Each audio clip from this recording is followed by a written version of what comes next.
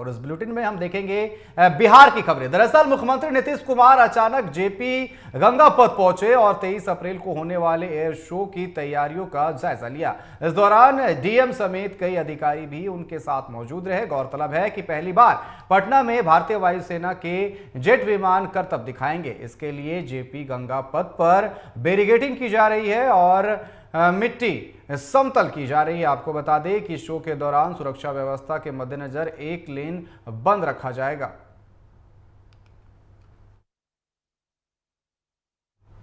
RJD विधायक और बिहार सरकार के पूर्व उद्योग मंत्री समीर महासेठ ने मधुबनी में प्रेस कॉन्फ्रेंस की। इस दौरान उन्होंने पीएम मोदी पर जमकर निशाना साधा। उन्होंने कहा कि पीएम मोदी अपनी सूझबूझ से गुजरात में विकास किया, लेकिन बिहार को जानबूझकर गरीबी में रखा है। इसके साथ ही उन्होंने कहा कि अगर आरजेडी की सरकार बनी तो गुजरात वाले बिहार में नौकर करते नजर आएंगे।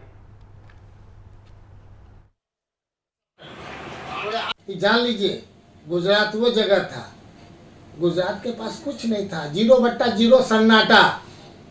आज उस सन्नाटे से निकाले हैं प्रधानमंत्री जी, गोधरा कांड के बाद निकाले हैं, तो कुछ अकलियत होगा।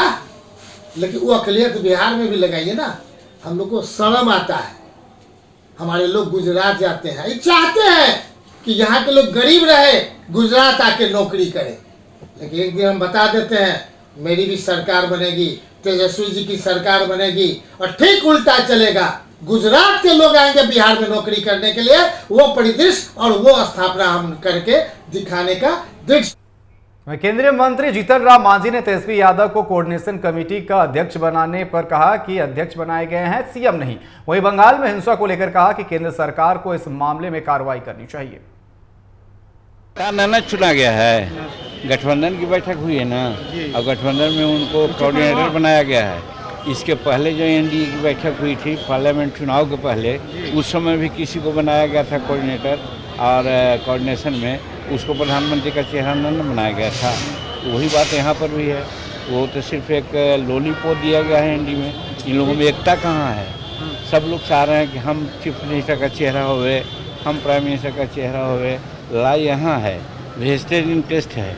और हम लोगों का एनडीए में सत्ता की लड़ाई नहीं है, कुर्सी की लड़ाई नहीं है, विकास की लड़ाई है कि हम कैसे विकास ज़्यादा से ज़्यादा करें। नहीं है तो उससे सहमति बनी ही नहीं है, कैसे बनेंगे लोग? और हम समझते हैं कि 1000 खाली पुलाव बनाते रहें लोग, एनडीए में इनको नेता मानेंगे लोग नहीं, ऐसा हमको विश्वास है। पश्चिम बंगाल में वहाँ के राज्य सरकार का फेल्यूर है। लॉ एंड ऑर्डर राज्य सरकार की होती है। उनके बॉर्डर से अगर कोई पार करता है तो उसको देखना चाहिए, और कहीं कोई घटना घटी तो उस पर त्वरित एक्शन लेना चाहिए। वो न करके जो वहाँ गड़बड़ कर रहे हैं, मिसक्रिएंट हैं, उन्हीं के वहाँ का जो ममता बनर्जी जी हैं उनका साथ दे रहे हैं।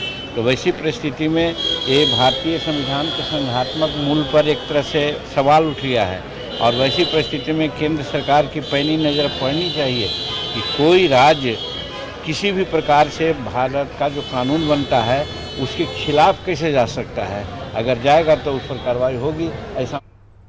दूसरी ओर चुनाव में बिहार के राजनीतिक दलों की नजर अब आधी आबादी पर है। दरअसल विधानसभा का चुनाव में 4 से 5 महीने बच गए हैं। कांग्रेस पार्टी अब महिलाओं को साधने में जुट गई है। महिला कांग्रेस के राष्ट्रीय अध्यक्ष अलका लांबा बिहार दौरे पर पहुंची हुई है। वहीं बिहार महिला के कांग्रेस के द्वारा एक कार्यक्रम महिला की बात कांग्रेस के साथ की शुरुआत की जा रही है।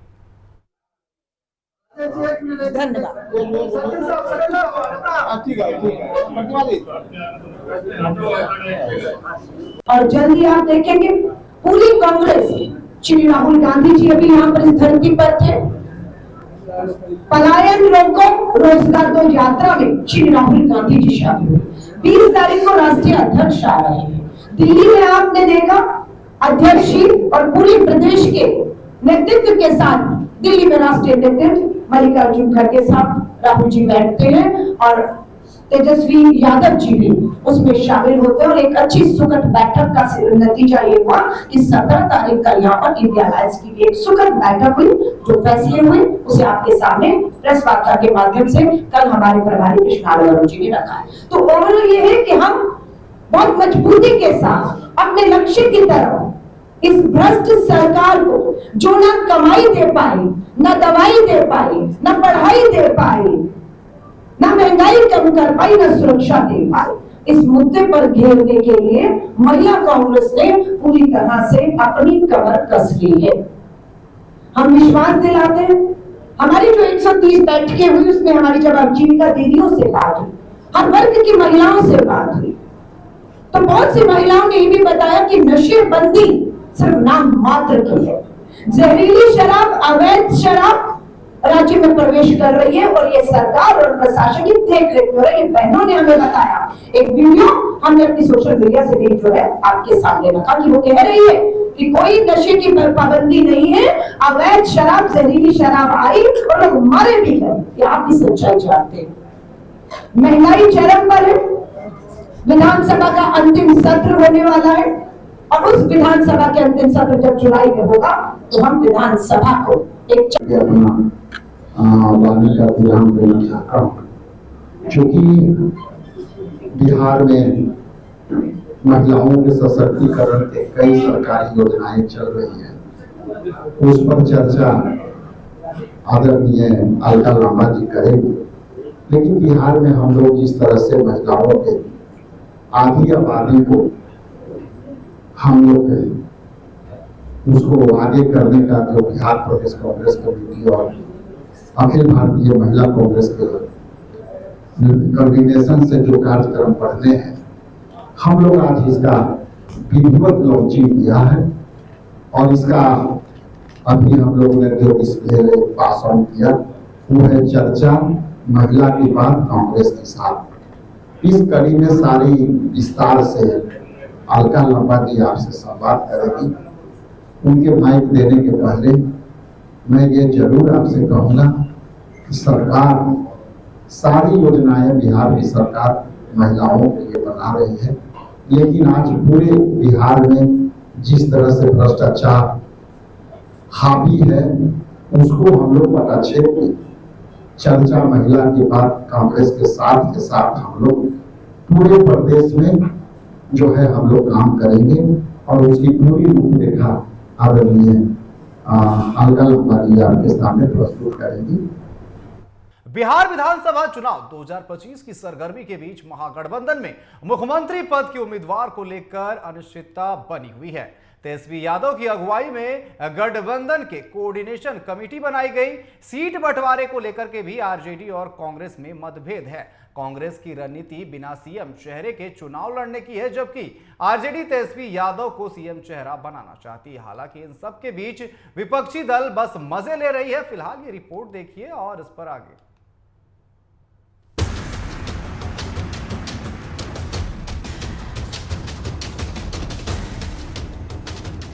बिहार की चुनावी बिसात कम से कम एक तरफ से सज चुकी है। बिहार में इस साल होने वाले विधानसभा चुनाव से पहले पटना में महागठबंधन की बैठक आयोजित हुई। 3 घंटे बैठक चली। सभी घटक दलों ने बैठक में हिस्सा लिया, जिसमें कांग्रेस, लालू एंड तेजस्वी यादव की राष्ट्रीय Janata Dal, CPI, CPML, CPM, Mukesh Sahni की विकासशील इंसान पार्टी शामिल हुई। सभी दलों ने आपसी सहमति से कोऑर्डिनेशन कमेटी बनाने का फैसला लिया, जिसका अध्यक्ष तेजस्वी यादव को बनाया गया। हालांकि तेजस्वी को बड़ा पद तो दे दिया गया, लेकिन यह साफ नहीं हो पाया कि सीएम पद के दावेदार तेजस्वी ही होंगे या फिर सीट समीकरण की गुत्थी भी नहीं सुलझ पाई। महागठबंधन की तरफ से एनडीए के बारे में कहा गया कि सीएम फेस को लेकर यहाँ पर कोई कंफ्यूजन नहीं है, कंफ्यूजन है तो वो एनडीए में है।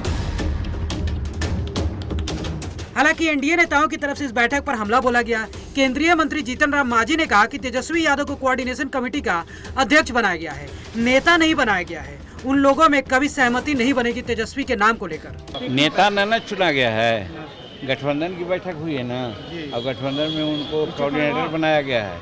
इसके पहले जो एनडीए की बैठक हुई थी पार्लियामेंट चुनाव के पहले, उस समय भी किसी को बनाया गया था कोऑर्डिनेटर, और कोऑर्डिनेशन में उसको प्रधानमंत्री का चेहरा न बनाया गया था। वही बात यहाँ पर भी है। वो तो सिर्फ एक लॉलीपॉप दिया गया है एनडीए में। इन लोगों में एकता कहाँ है? वहीं बिहार सरकार के मंत्री अशोक चौधरी ने कहा कि महागठबंधन में क्या हो रहा है हमें कोई इंटरेस्ट नहीं है। हम लोग उसमें बहुत इंटरेस्टेड नहीं है ना। वी आर नॉट इंटरेस्टेड कि महागठबंधन में क्या हो रहा है। वी आर इंटरेस्टेड हमारे एनडीए में क्या हो रहा है। वहीं बीजेपी प्रवक्ता प्रभाकर मिश्रा ने कहा कि महागठबंधन की बैठक में तेजस्वी यादव के मंसूबे पर पानी फिर गया। तेजस्वी के मन में लड्डू फूट रहे थे, उन्हें महागठबंधन का दूल्हा घोषित किया जाएगा, लेकिन उन्हें सिर्फ पगड़ी पहनाकर छोड़ दिया गया। वहीं वीआईपी पार्टी की बैठक में हिस्सा लिया और मुकेश सहनी की तरफ से यह बातें साफ साफ कह दी गई कि महागठबंधन में ही रहेंगे, जो कि कुछ दिन पहले तक ये अफवाहें चल रही थी कि बीजेपी के साथ या एनडीए के साथ मुकेश सहनी जा सकते हैं। तेजस्वी यादव और बिहार कांग्रेस प्रभारी के बयान में जिस तरह से विरोधाभास साफ साफ दिख रहा था, उससे एक बात साफ होता नजर आया कि तेजस्वी के नेतृत्व पर फिलहाल बैठक में कोई सहमति नहीं बन पाई है। तेजस्वी के नेतृत्व को लेकर एक तरफ जहां आरजेडी की हाँ दिखती रही, वहीं कांग्रेस की ना ने आरजेडी समर्थकों को निराश किया। अब देखना होगा कि कोऑर्डिनेशन कमेटी के कमान मिलने के बाद तेजस्वी आखिर किस मिजाज से चुनावी रण में उतरते हैं। Bureau report TV 45। Banka police ने 25,000 के इनामी अपराधी को गिरफ्तार किया है। गिरफ्तार अपराधी कृष्णादास पर बांका जिले के कई थानों में संगीन आपराधिक मामले दर्ज है। इस मामले में एसडीपीओ विपिन बिहारी ने बताया कि अपराधी कृष्णादास मधेपुरा से नवगछिया की ओर जा रहे हैं। इस सूचना पर कार्रवाई करते हुए उसे भागलपुर टोल प्लाजा के पास गिरफ्तार किया गया। इसके साथ ही उन्होंने बताया कि वो कुख्यात मिथुन यादव गैंग का सक्रिय सदस्य भी है। तो जैसे ही सूचना मिली थी इसके बारे में कि ये जो है मधेपुरा से चल करके नवगछिया की तरफ जा रहा है, तो तकनीकी शाखा और अमरपुर थाना की पुलिस के द्वारा जो है संयुक्त ऑपरेशन करते हुए, संयुक्त कार्रवाई करते हुए इसे गिरफ्तार किया गया। और इसने अपनी जो है आपराधिक गतिविधियों में अपनी संलिप्तता स्वीकार किया है और इसका एक लंबा चौड़ा आपराधिक इतिहास भी है, जिसमें अमरपुर थाना कांड संख्या 572-24 जो आर्म्स एक्ट का है, इसके अलावा 10-25 जो 4 जनवरी को केस हुआ था पुलिस पर हमला और आर्म्स एक्ट और आपराधिक योजना बनाने का केस दर्ज हुआ था। फिर 2024 का इस पर केस है, फिर 2022 का इस पर 3 केस है। कुल मिलाकर के 6 केस में यह आरोपित जो है वांछित अभियुक्त। फिलहाल इस बुलेटिन में अभी बस इतना ही। बने रहे टीवी 45 के साथ। नमस्कार।